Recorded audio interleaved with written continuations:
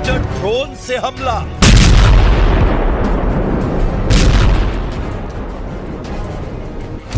बारह 12,000 एरियल बम का विस्फोट।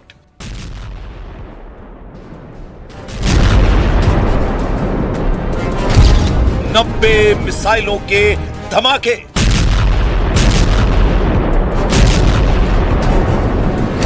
रूस ने जंगी जेटों से यूक्रेन जला डाला।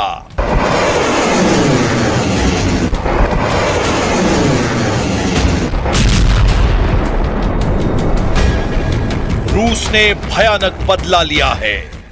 रूस यूक्रेन को दहलाने लगा है। रूस तब तक मारता रहेगा जब तक ज़ेलेंस्की अपना पद नहीं छोड़ देते, ज़ेलेंस्की जब तक घुटने नहीं टेक देते, ज़ेलेंस्की जब तक पुतिन से माफी मांगकर हर शर्त मंजूर नहीं कर लेते, तब तक ये बारूद बरसेगा, तब तक यूक्रेन जलेगा, तब तक यूरोप डरेगा। ज़ेलेंस्की ने पुतिन की दुखती रग छेड़ दी है। ज़ेलेंस्की ने पुतिन के अहम पर हमला किया है। पुतिन अपने जनरल की मौत का मातम मनाने को भी तैयार नहीं है। पुतिन इतने गुस्से में हैं कि अब उन्होंने ट्रंप की किसी बात पर भरोसा नहीं करने का ऐलान कर दिया है, क्योंकि पुतिन अब उसी शर्त पर युद्ध का अंत करेंगे जिसकी वजह से 2022 में यह युद्ध शुरू हुआ था। वो शर्त ऐसी है जिसे सुन ट्रंप के पैरों तले जमीन खिसक गई है। यही वजह है कि ट्रंप ने भी ये मान लिया है कि पुतिन ज़ेलेंस्की के बीच बेइंतहा नफरत है। And the talks are going along, and I say that there's tremendous hatred between these two leaders, between President Putin, President Zelensky, tremendous hatred, and I hope we can get it done. Zelensky से नफरत की आग में जल रहे Putin Ukraine नहीं Europe पर कब्जे का सिग्नल दे रहे हैं। ज़ेलेंस्की से दुश्मनी निभा रहे पुतिन सोवियत संघ वाला नक्शा फिर से बना रहे हैं। ट्रंप से पीस डील के बीच पुतिन ने 32 देशों के सैन्य संगठन नाटो को बर्बाद कर डालने का प्लान बना लिया है। 23 दिसंबर की रात पुतिन ने यूरोप की तबाही का ट्रेलर यूक्रेन में दिखाया है। पूरे यूक्रेन में अंधाधुंध मिसाइलों और ड्रोन हमलों से रूस ने तहलका मचा दिया। रूस ने यूक्रेन के एनर्जी सेंटर तबाह किए हैं। रूस का हमला इतना भयानक था कि पूरी रात यूक्रेन में बम विस्फोट सुनाई देते रहे। रूस के हमले से घबराए प्रेसिडेंट ज़ेलेंस्की ने आरोप लगाया है कि पुतिन ने रूस को युद्ध मशीन बना दिया है, इसीलिए वो बिना युद्ध के रह ही नहीं सकते।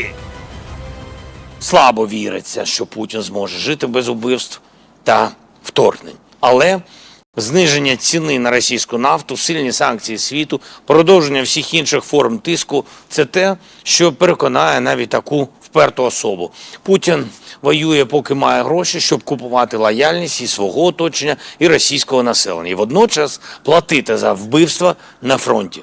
І за цей рік багато вже зроблено, щоб грошей російської воєнної машини стало менше. ज़ेलेंस्की से अलग सुर अलाप रहे प्रेसिडेंट डोनाल्ड ट्रंप पुतिन से पीस डील को फाइनल स्टेज में बता रहे हैं, मगर जो बात ज़ेलेंस्की कह रहे हैं वही इनपुट अमेरिकी खुफिया एजेंसी की टॉप सीक्रेट रिपोर्ट में सामने आई है। रॉयटर्स के मुताबिक पुतिन के इरादे वही हैं जो 2022 में यूक्रेन पर हमले के वक्त थे। अमेरिकी खुफिया रिपोर्ट के मुताबिक पुतिन पूरा यूक्रेन और पूर्व सोवियत ब्लॉक के देशों जिनमें नाटो सदस्य भी शामिल हैं, उन्हें कब्जा करने की कोशिश में हैं। अमेरिकी हाउस इंटेलिजेंस कमेटी के डेमोक्रेट मेंबर माइक क्विगली ने दावा किया है कि पुतिन को यूक्रेन से ज्यादा बहुत कुछ चाहिए। वहीं अमेरिका की खुफिया रिपोर्ट को रूस ने सिरे से खारिज कर दिया है। Мы не знаем, насколько они достоверны, это первое. Мы действительно видели какие-то разрозненные сообщения на этот счет, но даже если это соответствует действительности, то это из разряда ситуации, когда разведка делает какие-то ошибочные рассуждения, исследования и выводы. Это абсолютно не соответствует действительности. अमेरिकी इंटेलिजेंस रिपोर्ट सामने आते ही यूरोप और नाटो देशों में हड़कंप मच गया है। वहीं रूस ने खुफिया रिपोर्ट के दावे को मनगढ़ंत बताते हुए फिर से गारंटी दी है कि वो नाटो पर कोई हमला नहीं करेगा। И не преследует приписываемые нашей стране завоевательные цели. Как уже говорилось президентом России, мы даже готовы зафиксировать это юридически в контексте потенциального урегулирования нынешнего кризиса на основе принципа равной и неделимой безопасности. इसके मायने ये बिल्कुल भी नहीं कि पुतिन अपने दुश्मनों को माफ करने वाले हैं। खासकर अपने जनरलों पर हुए सीरियल हमले का बदला लेने के लिए रूस हर हद पार करने के लिए तैयार है। यूक्रेन ने रूस के कई टॉप जनरल्स को मौत के घाट उतारा है,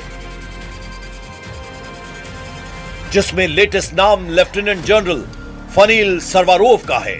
जनरल फनील रूस की आर्मी ऑपरेशनल ट्रेनिंग निदेशालय के प्रमुख, यानी उनके पास रूस की सेना की ट्रेनिंग का पूरा जिम्मा।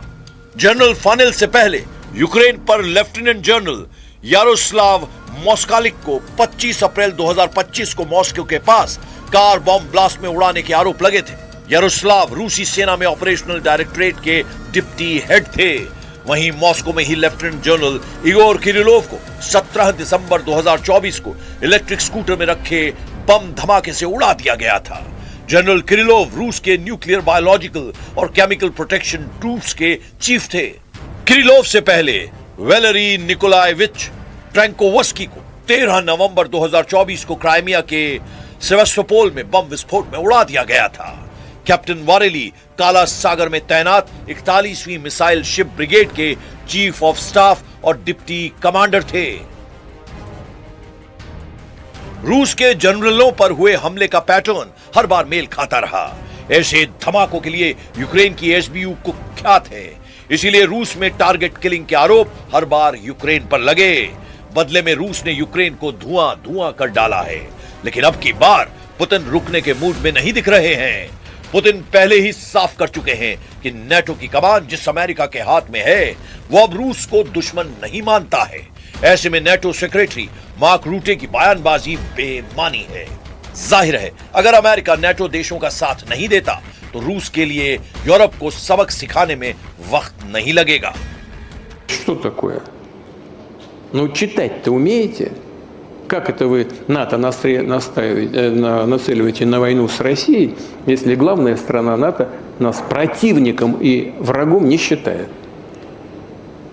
Это просто, не знаю, даже уровень профессиональной подготовки на этом месте является недостаточным. Надо внимательно относиться к своим обязанностям, посматривать по сторонам. Это касается не только генсекретаря, но и многих других западных лидеров.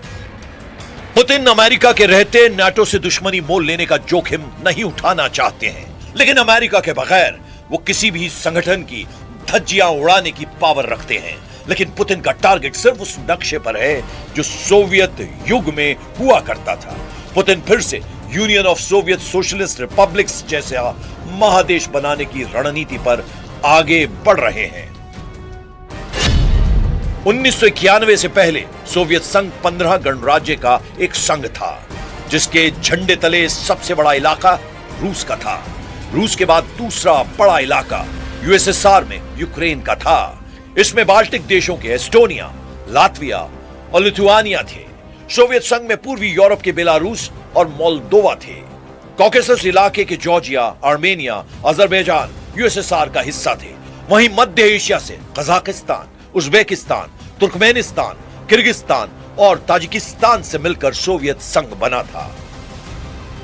अमेरिकी इंटेलिजेंस रिपोर्ट में जिन देशों को पुतिन से फिलहाल खतरा जताया जा रहा है, वो बाल्टिक देश और पूर्वी यूरोप के हिस्से वाले हैं। जाहिर तौर पर बेलारूस को पुतिन से कोई खतरा नहीं, मगर यूक्रेन के बाद बाल्टिक देशों की दुखदुखी पुतिन ने बढ़ा दी है। प्रेसिडेंट जेलेंस्की ने जानकारी दी है कि रूस क्रिसमस पर किसी भी तरह का सीजफायर नहीं करने वाला है। मतलब पुतिन की तरफ से दुश्मनों पर कोई मुरव्वत नहीं होगी।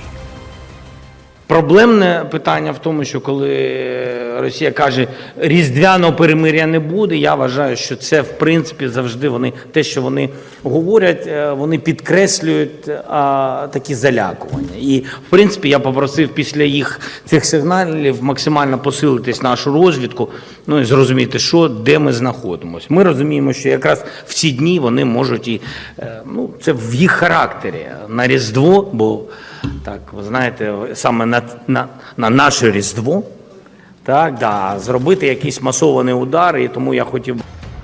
हथियार के बदले हथियार, जनरल के बदले जनरल, जमीन के बदले जमीन, पुतिन हर एक बात का हिसाब लेंगे, गिन गिन कर बदला लेंगे, दुश्मन के नाम बदलते रहेंगे, लेकिन पुतिन के बदले का स्टाइल नहीं बदलने वाला, क्योंकि प्रेसिडेंट पुतिन ये मानकर चल रहे हैं कि ट्रंप के साथ चल रही पीस डील के फाइनल होने की उम्मीद बेहद कम है। मियामी में चल रही पीस डील पर पुतिन के प्रवक्ता दिमित्री पेस्कोव ने नाराजगी जाहिर की है। पेस्कोव अमेरिका के उपराष्ट्रपति के ब्रेक थ्रू वाले बयान पर भड़के हुए हैं। पेस्कोव ने कहा है कि पीस डील में अब तक कुछ भी खास नहीं हुआ है। ऐसे में जेडी वेंस किस ब्रेक थ्रू का दावा कर रहे हैं, ये उनकी समझ में नहीं आ रहा है। यानी मियामी में जो डायलॉग बाजी हो रही है वो मॉस्को को मंजूर नहीं। पुतिन उन्हीं शर्तों पर युद्ध समझौता करेंगे जो उनकी तय की हुई है। वो शर्तें हैं यूक्रेन का सरेंडर, जेलेंस्की की राष्ट्रपति पद से विदाई, यूक्रेन की जीती हुई सारी जमीन, यूक्रेन की सेना हाफ, जिससे आगे कभी भी यूक्रेन रूस को आंख दिखाने की जरूरत न दिखा सके, जिससे यूरोप की वो महाशक्तियां रूस से टकराने की सोच ना सकें। पुतिन अपने स्टैंड से टस से मस नहीं होंगे। यानी फैसला यूक्रेन को करना है, यूरोप को करना है। फैसला ये कि युद्ध करना है या अपना वजूद बचाए रखना है।